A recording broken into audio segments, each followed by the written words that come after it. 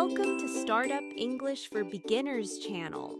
Real startup stories in simple English. Learning a language is a long journey, so let's make it fun. English is just a tool for your vision. Let's enjoy learning and growing together. Today, I'm going to talk about the seed stage reality, how to make your heat reach the team. Ready? Let's dive in. Chapter 1. My passion was killing the team.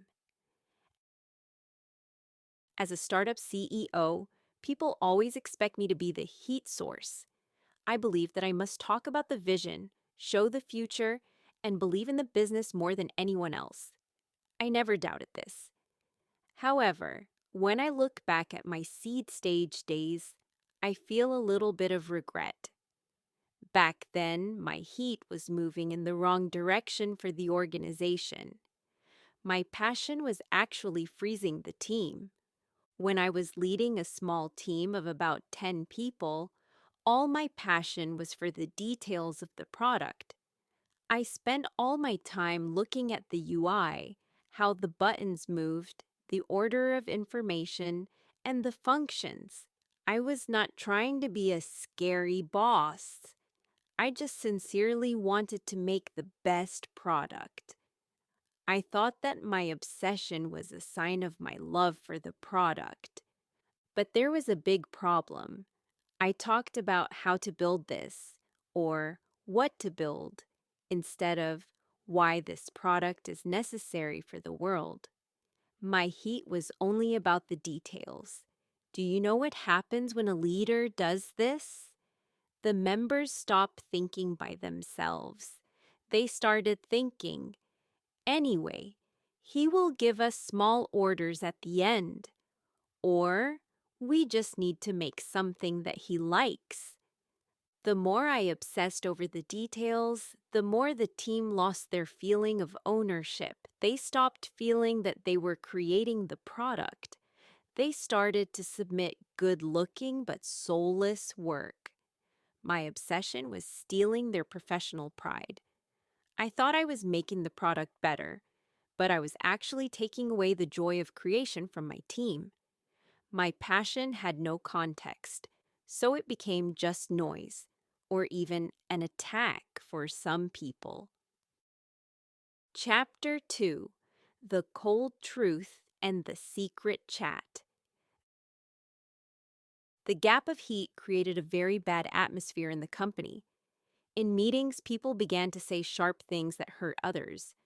I wanted a good cycle of humanity, but the office felt cold and sharp. The most painful thing was what happened outside the official office tools. I found out that there were secret line groups. There, members were criticizing the company and me. In the office, they had smiles on their faces and supported me. But once they stepped outside, they showed a second face and laughed at the company culture. I realized that a leader's heat in the seed stage is very weak if there are no results yet. Words without results have no gravity. Because I chose the wrong direction for my heat, the organization started to rot. I also realized that I had hired the wrong people. People who were like insulation material that blocked the heat. I let them stay in the boat, and that was my mistake. To grow beyond the 100-person wall, I changed my thinking about organization design. Leadership is not about giving heat to people. It is about creating an environment where heat can travel correctly. To do this, I needed to hire the right materials, people who can receive and increase the heat.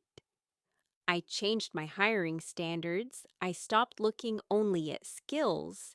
Instead, I started looking for thermal conductivity. I looked for people who can understand our big ideals and make them their own words. I also decided that I would never hire people who attack others or laugh at the culture in secret, even if they are very talented. As a CEO, This is my responsibility to protect the team. Chapter 3: Letting Go to Light the Fire. Now we have a bigger view.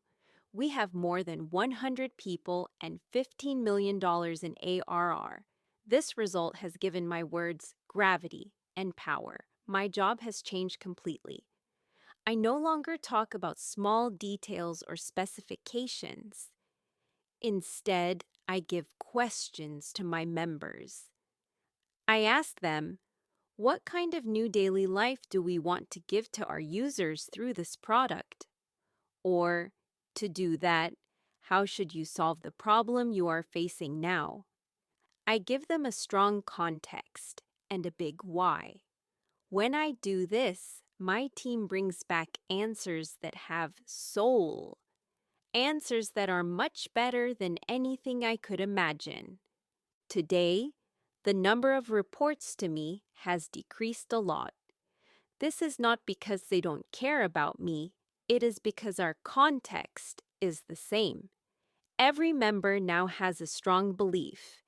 To reach our vision, this way is definitely better. They are running by themselves with their own pride. I want to tell my old self, the person who was obsessed with details. When the CEO lets go of the details, the organization finally starts to burn with real passion. The goal of leadership is to make sure the CEO does not need to be involved in the details. My role is to prepare the results, gather great people, and give them the fire of context. After that, I just watch the organization burn brightly like a living thing. I feel a little lonely, but I feel much more pride. Is your heat moving in the right direction today? Are you taking away your team's joy by obsessing over details? Tomorrow, you should not talk about specifications. You should talk about why your product will save someone's future. That is the true fire of a leader. That's all for today. Thank you for listening. Remember, English is just a tool for your big vision. Don't be afraid of mistakes. Just start small and move fast. You can do it. I put the transcript of today's talk on Note, so please check the link in the description. I'll see you in the next video. Bye!